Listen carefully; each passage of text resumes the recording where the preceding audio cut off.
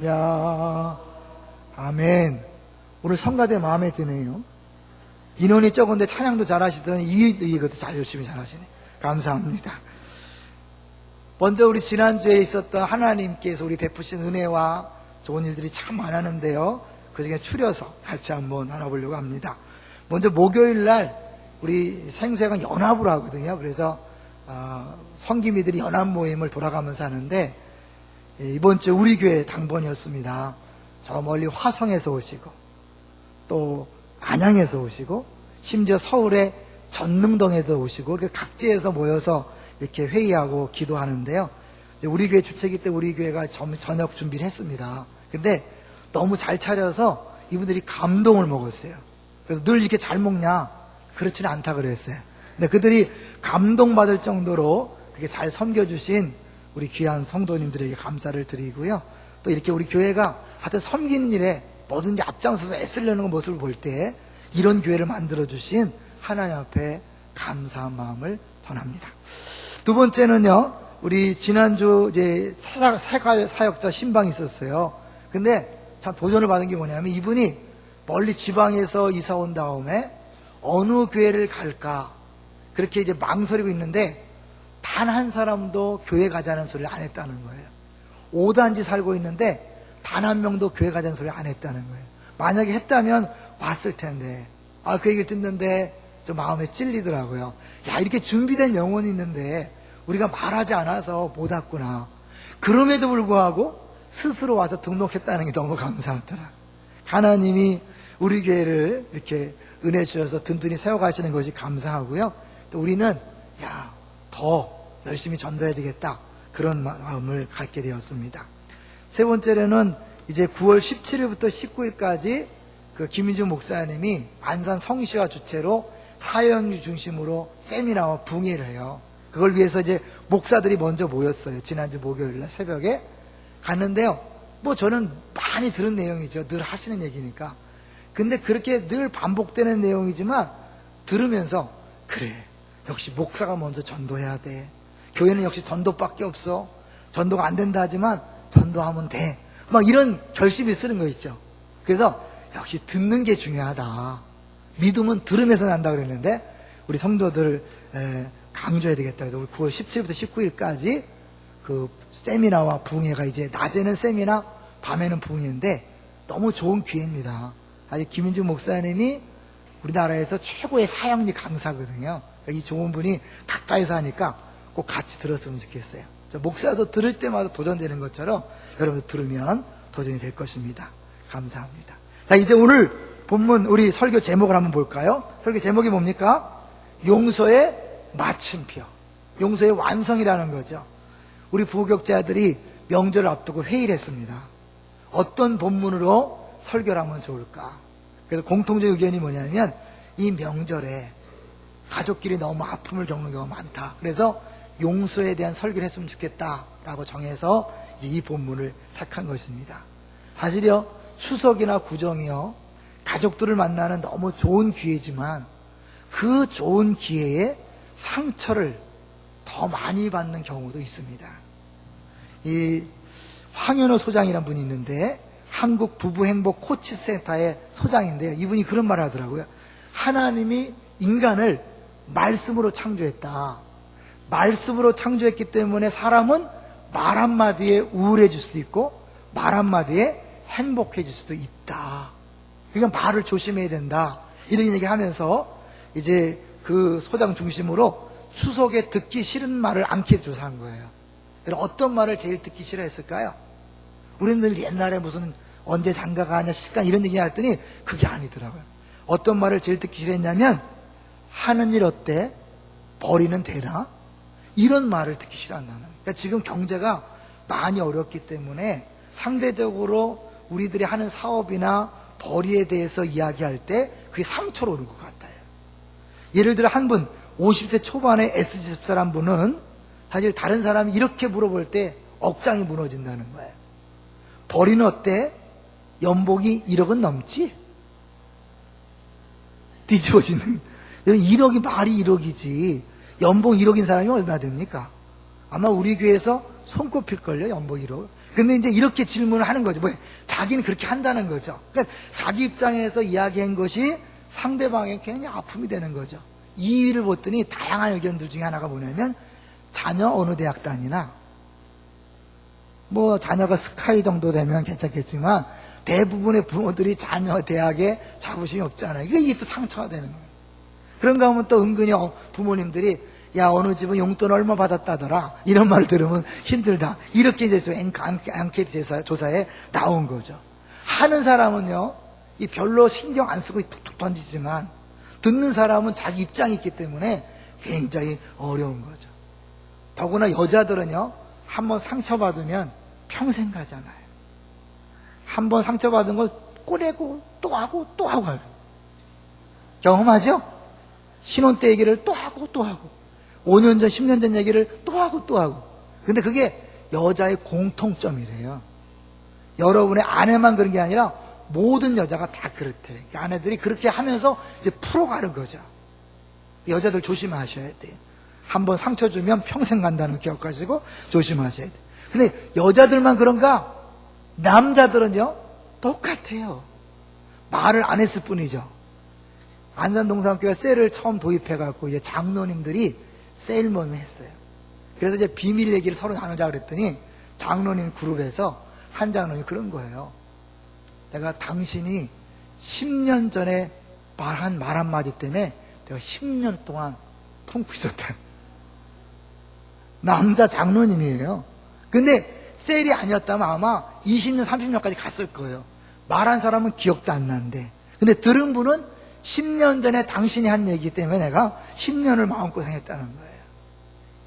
그래요. 남자도 똑같아요. 예수 믿어도 똑같아요. 직분 있어도 똑같아요. 그래서 사람은 누구나 다 상처받기는 쉽지만 용서하기는 어려운 거예요. 우리 그 얘기를 하고 싶은 거예요. 용서하기는 어렵다는 거예요.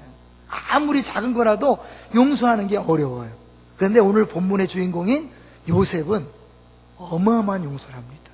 그야말로 용서의 마침표, 용서의 대명사라 할 수 있는 내용을 보여주는 것을 볼 수 있습니다. 그럼 어떻게 요셉은 이렇게 완벽한 용서를 할 수 있었는가?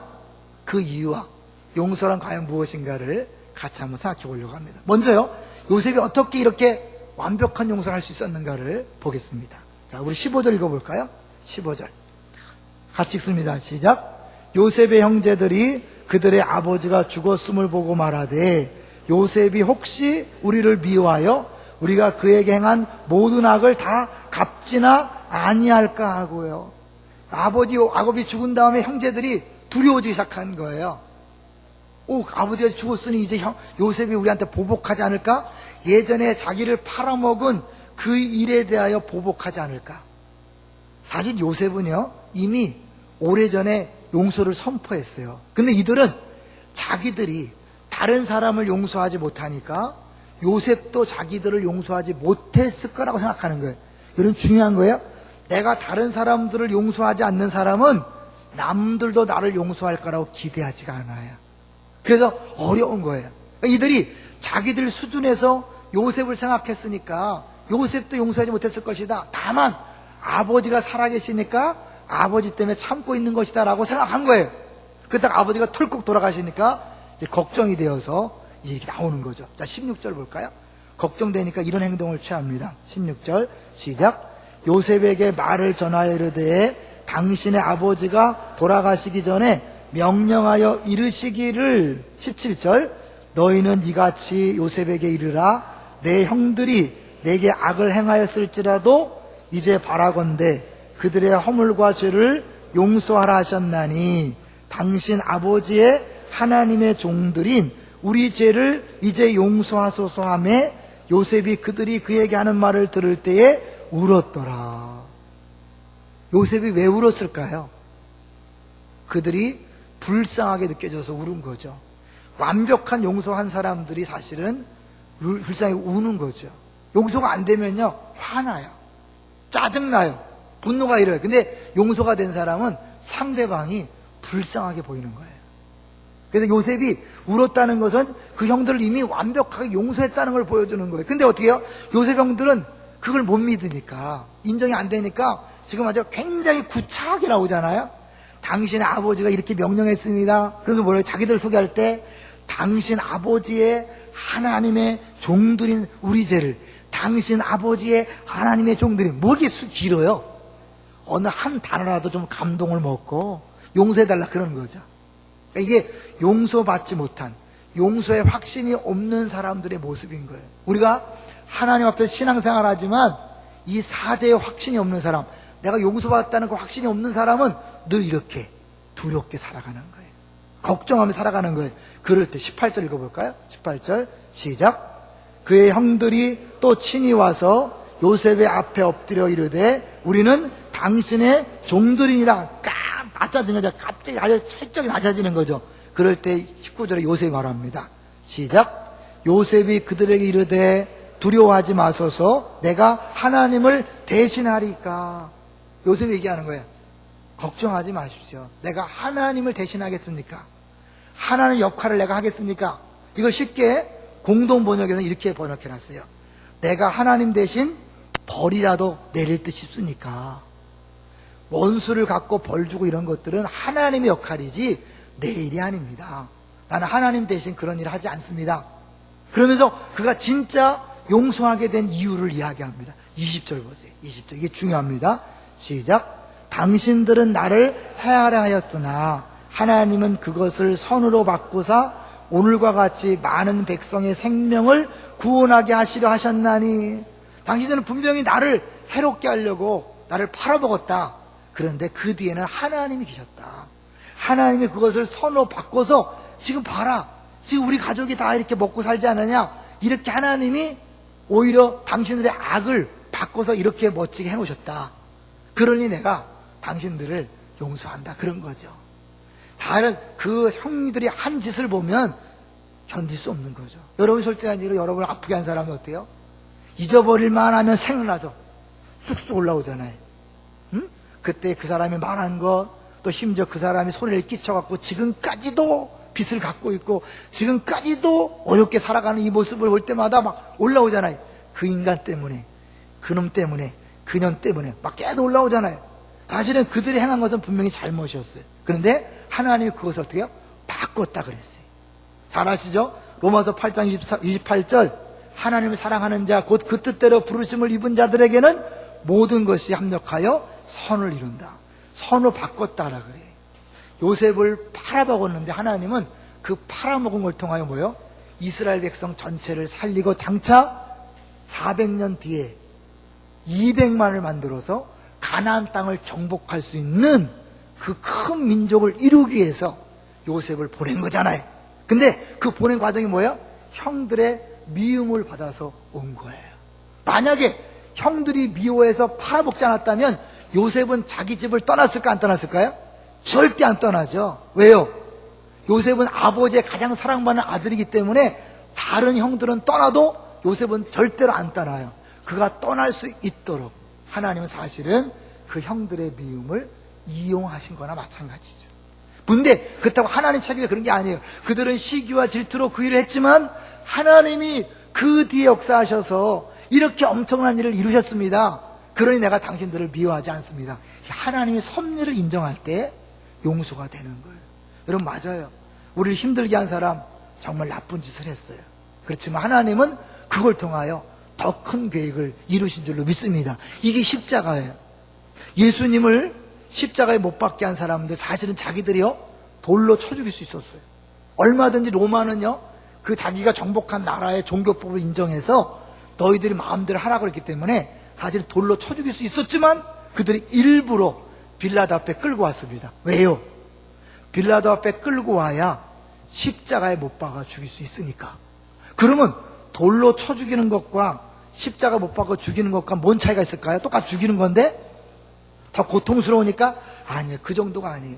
돌로 쳐 죽이면 의로운 선지자는 핍박받는다라는 그 전승 때문에 추종자들이 안 끊어져요. 그 추종자들을 완전히 끊으려면 이 예수가 하나님의 아들이 아니고 하나님의 저주를 받은 그런 못된 사람이라는 걸 보여줘야 돼. 그러기 위해서 나무에 달린 자는 저주받았다는 신명기 말씀대로 예수를 십자가에 못 박아 죽게 함으로 하나님의 저주를 받고 죽은 것으로 사람들한테 보여지게 하는 거예요. 나쁜 의도예요. 나쁜 계획이에요. 근데 하나님 어떻게 했어요? 그 계획을 뒤집어서 어떻게 했어요? 그들이 죽인 그 죽음을 전 인류의 그 죄의 저주를 다 담는 죽음으로 바꾸신 거예요. 그래서 그 저주를 다 짊어져 주셨기 때문에 우리 모든 인류의 구원이 온 줄로 믿습니다. 이게 하나님이 하시는 일이에요. 사람들은 나쁜 의도를 갖고 했지만 하나님은 그것을 통해서 더 멋진 일을 이루신다는 거예요. 요셉이 그걸 안 거예요. 형들이 나를 팔아먹었지만 하나님이 그것을 이용해서 나를 애굽의 총리로 삼으시고 지금 이렇게 70명 되는 모든 가족들을 다 먹여 살리게 하시고, 그리고 이 고센 땅에서 살다가 마지막에 200만이 되어서 가나안 땅을 정복하는 그 어마어마한 프로젝트를 위하여 나를 여기 세웠다. 그걸 위하여 형들이 쓰임 받은 것이다. 그러니까 그들을 불쌍히 여기는 거죠. 미워하는 게 아니라 불쌍히 여기는 거예요. 이중표 목사님이 하고 있습니다. 돌아가셨죠. 한신교회를 담임했던 이중표 목사님이 자기가 치유받은 이야기를 할 때 이런 얘기를 해요. 자기가 아플 때, 학생 때 아팠는데 피를 토하는 병이 걸렸는데 아버지가 단 한 번도 너 어디 아프냐고 물어보지 않았다는 거예요. 얼마나 무심한 아버지입니까? 근데 자기는 아버지를 사랑한대. 그 아버지를 불쌍히 여긴다는 거예요. 왜 그러냐면 아버지가 무심했기 때문에 상대적으로 하나님 아버지에게 더 집중했다는 거예요. 더 기도했고 더 가까이 가려고 했기 때문에 자기가 훌륭한 목사였대요. 아시죠? 기독교 장로회 측에서는 최고의 목사님이었으니까. 그렇게 훌륭한 목사가 될 수 있었던 것은 결국 아버지가 그렇게 좀 상대적으로 나쁜 아버지였기 때문에 됐다는 거예요. 그러니까 생각해 보니까 이 아버지가 좋은 아버지 역할도 할 수 있었어요. 존경받고 인정받는 아버지가 될 수 있었는데 나를 좋은 목사 만들기 위해서 그런 험한 역할을 했구나. 그 불쌍한 마음이 들더래. 여기서 보니까 그런 거죠. 당시에는 이게 서운하고 믿고 화가 나고 하지만 하나님이 하신 큰 일 속에서 보니까 하나님이 그렇게 하셨구나 그러면서 마음이 녹아지는 거예요. 여러분, 감정적으로는 절대로 여러분 용서할 수 없습니다. 절대로 안 돼요. 머리로 생각하는 거예요. 하나님이 하신 일을 생각할 때 그렇구나 그러면서 상대방을 보는 눈이 달라지는 거예요. 영어 성경에는요 이걸 이렇게 써놨더라고요. You planned evil. 너희는 악을 계획했다. against me. 나에 대해 악을 계획했다. but 그러나 God used. 하나님이 사용했다. those same plans. 그러니까 하나를 하지 않고 plans라고 그래요. 그러니까 여러 계획들로 쓰시는 거예요. 저 사람 나를요 미워해서 나를 힘들게 했지만 하나님은요 그걸 허용한 다음에 그것으로 많은 일들을 행하시는 거예요. 할렐루야. 얼마나 멋진지 몰라요. 제가요 말씀을 묵상하다가 제 생각을 한번 해봤어요. 이번에 이제 인터뷰할 기회가 있어서 기자랑 인터뷰하는데 제가 이제 여기까지 오게 된 얘기를 쭉 하다 보니까 자연스럽게 동산교에 있었던 얘기를 안 할 수가 없었어요. 제가 중등부 7년을 중등부 사역을 너무 신나게 했어요. 정말 신나게 해서 이 정도면 정말 못할 게 없겠다 막 올라가는데 잘렸어요. 사실은 좀 너무 세져서 잘렸어요. 근데 잘릴 때 공식적으로 딱 명분이 있었기에 잘렸죠. 그때 기자가 묻더라고요. 그때 장본인이 누구냐 거기서 얘기 안 하겠다고. 지금 아무렇지도 않다고. 진짜로 아무렇지도 않아요. 왜냐면 지나고 나서 보니까 그것이 하나님이 하신 일이었어요. 왜 그때 나를 중등부에서 자르면서 미안하니까 동산교회 없었던 기획위원회를 만들고 그 위원장을 저를 시켰어요. 그래서 동산교회 셀이 도입될 때 행정목사였던 다른 부목사님 놔두고 제가 셀의 책임자가 된 거예요. 그래서 셀 세미나 다니고 앞장서 거예요. 만약 중등부를 계속했더라면 이거 못했을 거예요. 셀 세미나 다니고 앞장서 하면서 3명이 같이 하면서 제가 여기까지 오게 된 거예요. 하나님이 하신 일이 얼마나 큰지 몰라요. 제가 그때 만약에 안 잘렸더라면 그냥 중등부 하면서 신났을지 몰라요. 근데 하나님은 거기서 끝나는 게 아니라 지금 동산교회 셀을 정착시키고 이 분립개척을 이루시고 또 우리 교회 또 분립개척 이런 어마어마한 일들을 행하시는 거예요. 여기 지금 우리가 행복하게 신앙생활 하잖아요. 따지고 보면 그 하나의 나쁜 의도의 그 일이 이렇게 많은 일들을 이뤄놓은 거죠. 할렐루야. 그렇게 생각할 때 미워할 게 없는 거예요. 다 하나님이 하셨다고 인정하니까. 그래서 이제 시 머레이라는 사람이 이런 말을 했어요. 우리 삶 뒤에는 하늘에 직공이 계셔서 직무를 짜는 직공이 계셔서 그 놀라운 뜻을 이루어 가시도다. 우리의 삶을 그 지혜로운 손에 온전히 맡기며 완전하신 솜씨를 의지하노라. 그분의 계획이 신비에 쌓여 우리의 근시안, 좁은 데만 보는 근시안에는 희미해 보여도 우리는 그것을 알고자 아니하며 삶의 한 올 한 올을 그분께 맡기리라. 이 하나님께서 큰 섭리로 우리 인생을 인도한다는 걸 믿으면 이제 뭐예요? 아무것도 두려워하지 않는 거예요. 여러분, 내가요 다른 사람을 용서하는 것 끝나는 게 아니라 하나님이 막을 수 있었는데 그걸 허용하신 것은 그걸 통하여 또 다른 계획을 하시려는 거구나. 지금 시점에서 누가 나를 뒤에서 모함하고 나를 해롭게 하고 나를 어렵게 만들어도 걱정이 없는 거예요. 왜? 하나님은 그걸 막으시든지 아니 안 막는다면 더 좋은 계획을 위하여 그것을 바꾸어 쓰실 것이기 때문입니다. 할렐루야. 그게 믿음이죠. 그게 담대함인 거예요. 천만인이 나를 둘러치려 하여도 내가 두려워하지 않는다. 하나님이 아니면 막으실 것이고 안 막는다면 그걸 통하여 다른 계획을 이루신다는 것을 믿기 때문이죠. 요셉이 용서할 수 있었던 것은 그 하나님의 큰 섭리를 받아들였기 때문에 가능한 거예요. 자, 그러면 요셉이요 진짜 용서했다면 그 용서가 어디까지 가야 되는 건가? 용서는 단순히요 그 사람이 잘못한 것을 그냥 봐주는 거 그 정도가 아니에요. 자, 보세요. 21절을 보세요. 진짜 용서는 더 나아가는 것입니다. 21절 시작. 당신들은 두려워하지 마소서. 내가 당신들과 당신들의 자녀를 기르리다 하고 그들을 간곡한 말로 위로하였더라. 계속 두려워하는 그들에게 어떻게 해요? 두려워하지 마세요. 형님들 걱정하지 마세요. 내가요 당신들을 책임질 것입니다. 더 나아가서 당신들의 자녀까지도 책임지겠습니다. 여러분, 사실 그들이 팔아먹은 죄를 눈 감아주고 그걸 옷병걸로 해주는 것도 큰 거예요. 그리고 끝. 우리 이제 아버지 돌아가셨으니까 그냥 따로 삽시다. 보지 맙시다. 그 정도가 아니라 뭐예요? 나를 팔아먹은 죄를 다 용서할 뿐만 아니라 이제 그들과 그들의 자녀를 앞길을 책임지겠다. 이렇게 말하는 거예요. 이게 바로 십자가라는 거 아십니까? 사실 우리가 우리 죄 때문에 어디 가야 돼요? 지옥 가야 돼요. 죄의 삭은 사망이기 때문에 죽어야 돼요. 근데 하나님이 우리를 용서하시기 위해서 어떻게 해요? 우리 대신 예수님을 죽이셨어요. 우리 죽을 죄를 용서해 준 거예요. 그것만 끝나도 어마어마한 사랑이에요. 믿습니까? 그렇잖아요. 내가 지옥 가는 것만 막아줬어도 어마어마한 사랑이에요. 근데 하나님은 거기서 끝나는 게 아니라 지옥 가는 걸 면해줬을 뿐만 아니라 우리를 자녀 삼아서 하나님 나라의 상속자로 삼은 거예요. 하나님 나라의 주인 삼으신 거예요. 할렐루야. 엄청난 거죠. 우린 근데 어떻게 해요? 이 정도. 그래 엄동을 씻게 안 보면 그만이지.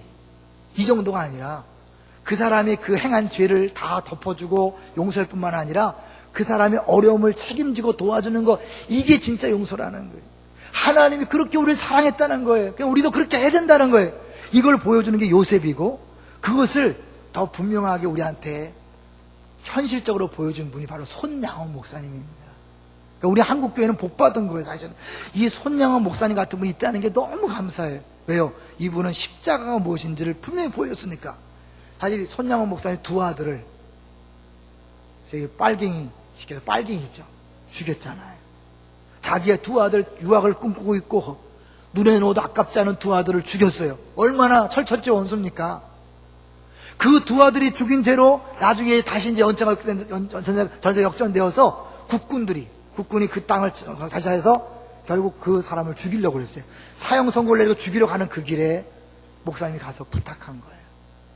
우리 아들 죽인 저 사람을 살려주십시오. 우리 아들 죽었지만 저를 살려주십시오. 자기 아들 죽인 죄를 용서해달라는 거예요. 이게 쉬운 일입니까? 찢어 죽여도 현찬을 파네, 그렇죠? 근데 용서를 했어요. 거기서 끝나지 않았어요. 어떻게 했죠? 그 사람을 자기의 양자로 삼은 거예요. 양자로 삼는다는 건 뭐예요? 자기 재산을 다 주는 거예요. 자기의 모든 집안을 맡기는 거예요. 자기 아들을 둘을 죽이는 원수를, 그 원수 같은 죄, 아들들 죽인 죄를 용서하고 사형을 면하게 해준 것만도 큰데 거기서 끝난 것이 아니라 아들로 삼아서 자기 집 전체를 맡기는, 이게 바로 손양원 목사님의 모습이었어요. 쉬웠을까요? 어려웠어요. 그 딸들의 간증을 들어보면 이 목사님이 분하고 힘들어서 식사할 때마다 손을 떨었대요. 자기 감정을 추스리지 못해서 너무 떨었다는 거예요. 근데 그분이 결정적으로 그 사람 양자로 삼게 된 이유는 뭐냐면 자기가 우상 숭배하지 말라는 하나님 말씀을 지키기 위하여 감옥에 들어가서 목숨 걸고 믿음을 지켰는데 그 동일한 거기는 하나님을 섬기는데 그 하나님 말씀이 원수를 사랑하라가 있잖아요. 이 계명은 지키고 이 계명 안 지킨다면 그게 무슨 소용이 있느냐? 내가 만약 원수를 사랑하는 계명을 지키지 않는다면 내가 목숨 걸고 지킨 우상 숭배 금지의 계명을 지킨 건 아무 소용이 없다. 그렇잖아요. 다 지켜도 하나를 어기면 다 어긴 거라 그랬잖아요. 내가 우상 숭배를 안 하기 위해서 감옥에 들어갔다면 기꺼이 원수를 사랑하는 계명을 지키기 위해서 그를 양자로 만든 거 당연하다. 그것 때문에 많이 힘들어 하셨지만 결단하고 그 일을 행하신 거죠. 저희들이 얘기했지만 가서 보는데요, 이건 인간이 할 일이 아니다. 이 세상 사람이 할 수 있는 일이 아니다. 그렇죠? 정말 성령이 강력히 역사하지 않고는 할 수 없는 일을 하신 거죠. 말씀을 준비하면서 하나님이 한국교회에 너무너무 큰 자산을 주셨다. 너무 큰 모델을 주셨다. 우리 교황 때문에 열광했지만 교황 수십 명보다 낫습니다. 죄송하지만. 왜요? 진짜 하나님의 사랑과 용서가 무엇인지를 삶으로 보여줬으니까. 자기 두 아들을 죽인 그 원수 같은 그 죄를 용서해 준 것만도 큰데 넘어가서 하나님 우리 양자로 삼은 것처럼 실제로 그 원수를 양자 삼아서 자기의 모든 것을 맡기는 그런 일을 행하신 거죠. 여러분, 근데 그런 생각이 들지 않아요? 신앙생활을 꼭 그렇게까지 해야 되는가? 그렇게 힘들게 자기 아들 죽인 원수를 용서하고 그것도 모자라서 그걸 양자로 삼는 그런 일까지 해야 되는가? 우리가 그렇게 용서해야 되는 이유가 뭘까요? 손영원서 말씀하신 것처럼 하나님이 원수를 사랑하라고 이야기했기 때문에 그렇습니다. 로마서 12장 19절에 보면 원수 갚는 것은 뭐예요? 내가 할 일이다. 여러분, 우리가 어려운 일 당했지만 원수 갚는 일은 하나님이 하실 일이에요. 우리가 할 일이 아닌 거예요. 만약에 우리가 원수 갚는 일을 한다면 뭐예요? 하나님 자리에 내가 앉는 거예요. 하나님이 앉아야 될 자리에 내가 앉는 거예요. 하나님 하실 일 내가 빼앗는 거예요. 가장 무엄한 짓이죠. 지난주 설교 기억하시죠? 하나님 임재하시려면 그분이 앉을 보좌를 내어드려야 돼요. 하나님 앉으실 의자를 내어드려야 돼요. 그 내가 원수를 갖고 가기 위해서, 보복하기 위해서 미워하고 용서하지 않는 것은 하나님의 자리를 내가 딱 앉는 거기 때문에 하나님이 임재할래야 임재할 수 없는 거예요. 신앙생활을 그렇게 열심히 하는데 여러분 평안이 없습니까? 신앙 열심히 하는데 여러분 가정과 직장과 사업장에서 하나님 일하시는 것을 볼 수 없습니까? 왜 그럴까요? 분명히 우리가 예수 믿는다면 우리 삶의 현장에 하나님 살아계심이 보여줘야 되잖아요. 동의하시나요? 근데 왜 하나님 살아계심이 보여지지 않습니까? 하나님이 오실 수가 없기 때문에 그래요. 내가 누군가를 미워하고 분노하고 원수를 갖겠다고 그렇게 하는 동안 그 자리는 하나님이 앉아야 될 자리에 내가 앉아 있는 거예요. 주님이 원수는 내가 갚는 것이다 라고 그렇게 말씀했습니다. 우리가 하는 일이 아닙니다. 또 하나 뭐예요? 주님이 1만 달란트 빚진 자의 비유를 들면서 네가 만약에 너에게 죄 지은 자를 용서하지 아니하면 나도 너를 용서하지 않겠다 그랬어요.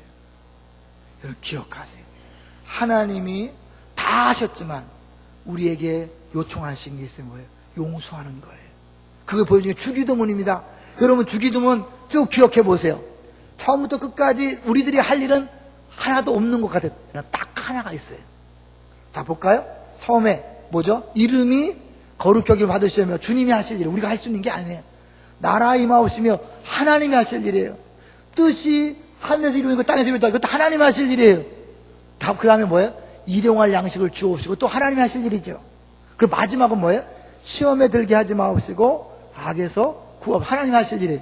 근데 그 중간에 있는 용서에 대한 얘기죠. 내게 죄지은 자를, 우리에게 죄지은 자를 사하여 준 것 같이. 누가 할 일이에요? 우리가 할 일이에요. 우리가 우리에게 죄지은 사하여 준 것 같이 우리 죄를 사하여 주옵시고, 주기도문에 유일하게 우리 인간들 편에서 해야 될 일 딱 하나, 우리 죄를, 우리에게 죄지은 자를 사하여 준 것 같이.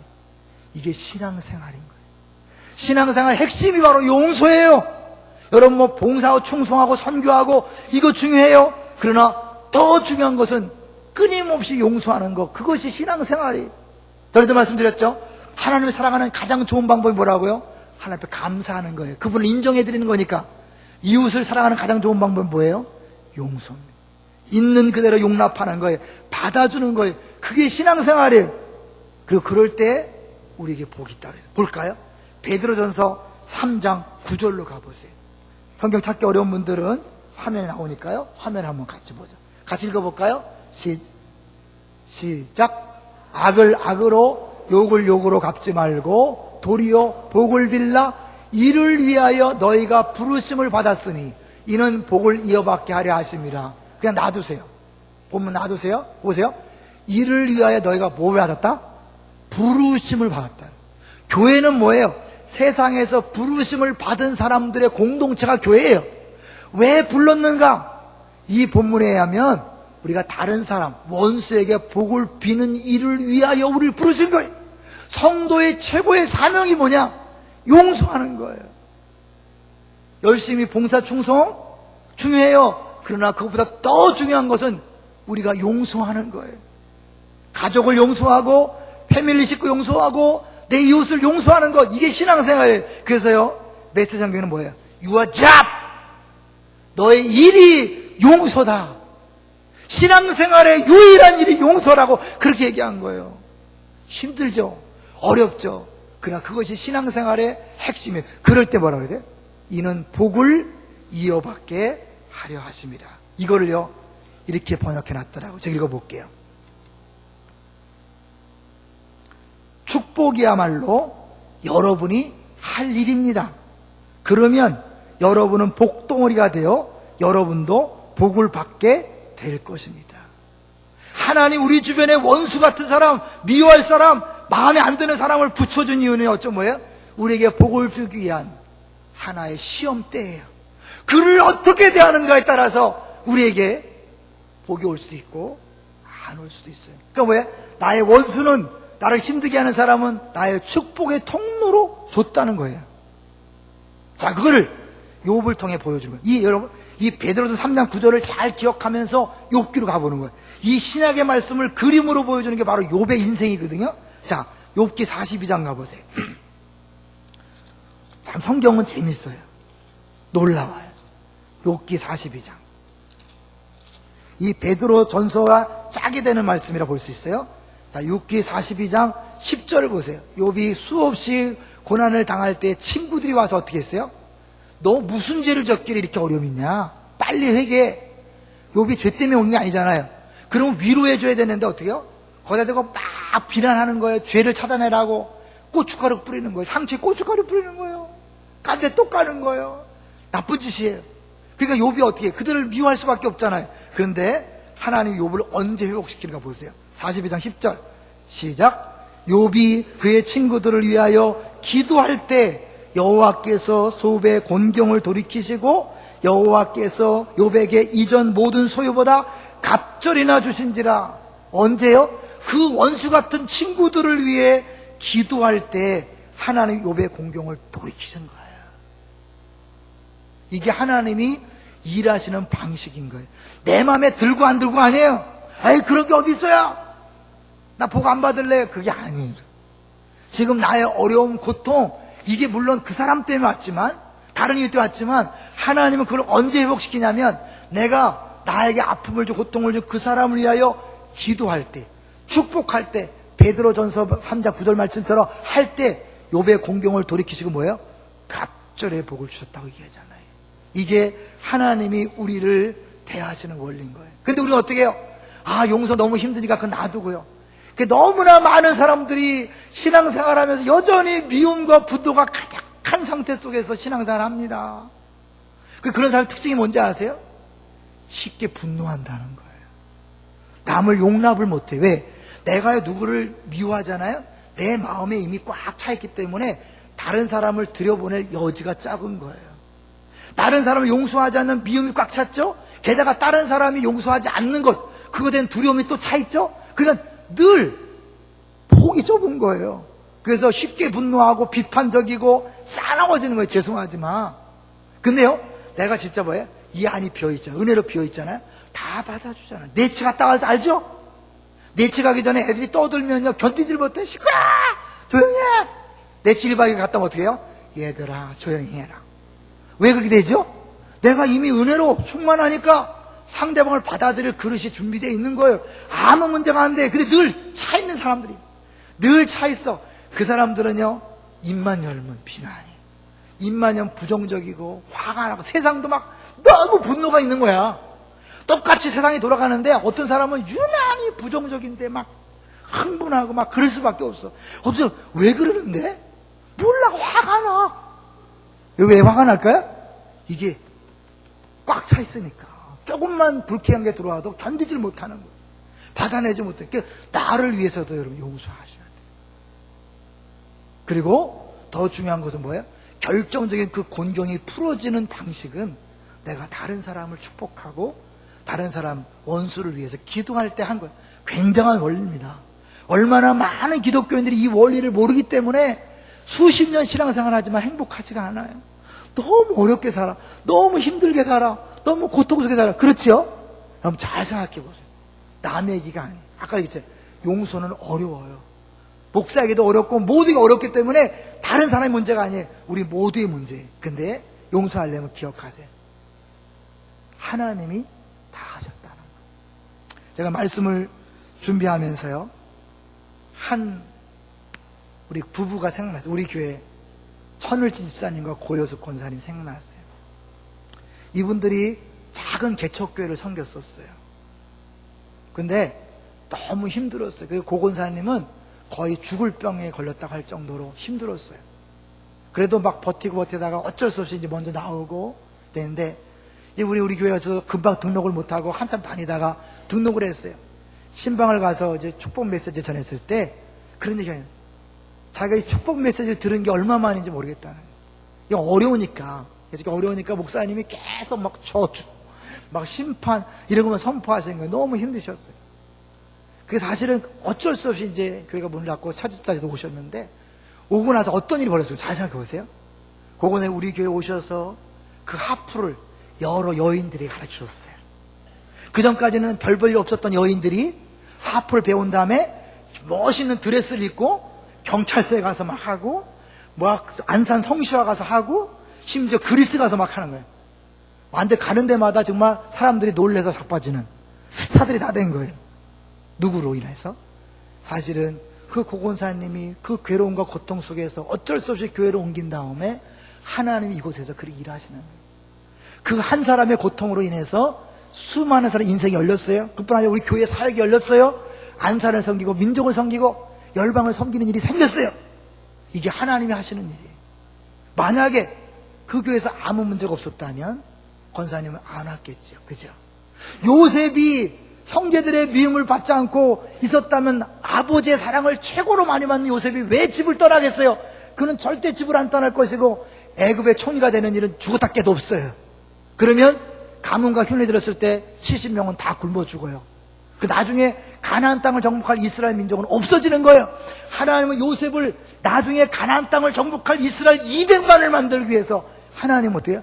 애굽으로 옮겨와야 돼. 그 과정 속에서 그 형들을 쓰신 거예요. 여러분을 힘들게 어렵게 했던 그 사람들 때문에 우리가 여기 와 있지 않습니까? 여러분이 아무 일 없었다면 왜 기쁨의 동산교회에 왔겠어요? 하나님께서 여러분을 이곳에 보내신 줄로 믿습니다. 하나님이 하시는 인정하고 이제는 용서합시다. 용서를 선포합시다. 부부끼리도 용서를 선포하시고 부모 자식 간에도 용서를 선포하세요. 품고 가지 마세요. 이야기하세요. 패밀리 식구끼리도 용서를 선포하시고 우리 교회 모든 식구들과 용서를 선포하세요. 그때 하나님이 일하십니다. 하나님이 역사하십니다. 하나님은 결코 우연이 없어요. 실수하지 않으세요. 이제 마지막으로 제가 복음성가 하나 가사를 불러드리고 마치려고 그래요. 하나님은 실수하지 않으신다는 그런 복음성인데요. 가사가 너무 좋아요. 잘 들어보세요. 제목은 하나님은 실수하지 않으신다네. 내가 걷는 이 길이 혹 굽어도는 수가 있어도 내 심장이 울렁이고 가슴 아파도 내 마음속으로 여전히 기뻐하는 까닭은 하나님은 실수하지 않으심일세. 내가 세운 계획이 혹 빗나갈지 모르며 나의 희망 덧없이 쓰러질 수 있지만 나 여전히 인도하시는 주님을 신뢰하는 까닭은 주께서 내가 가야 할 길을 잘 아심일세.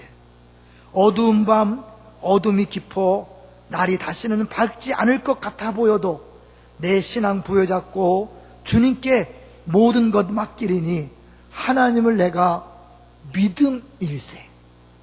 지금은 내가 볼 수 없는 것 너무 많아서 너무 멀리 가물가물 어른거려도 운명이 오라 나 두려워 아니하리. 만사를 주님께 내어 맡기리. 차츰차츰 안개는 거치고 하나님 지으신 빛이 뚜렷이 보이리라. 가는 길이 온통 어둡게만 보여도 하나님은 실수하지 않으신다네. 차츰차츰 안개는 거치고 하나님 지으신 빛이 뚜렷이 보이리라. 가는 길이 온통 어둡게만 보여도 하나님은 실수하지 않으신다네. 이미 어떤 분은 빛을 받고 하나님이 이래서 이렇게 하셨구나 더 분명해 보이는 분들도 있지만 아직 덜 보이는 분도 있을 것입니다. 그러나 분명한 것은 단 한 사람도 이해 없이 하나님이 우리를 만드셨고 하나님이 예수 그리스도 통하여 우리를 구원해 주셨기 때문에 우리에 대한 놀라운 계획이 있는 줄로 믿습니다. 다 시시하게 어렵게 그냥 고생하면서 무기력한 인생을 살도록 여러분을 아픔을 준 게 아닙니다. 실패한 것처럼 보여도 사기당하고 아픔당하고 쫄딱 망한 것처럼 보여도 아닙니다.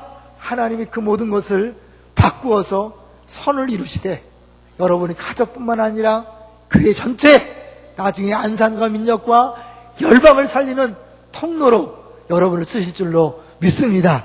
그걸 믿음으로 바라보시고 내 옆에 사람을 기꺼이 용서하시기로 결단하시기를 주의 이름으로 축원합니다.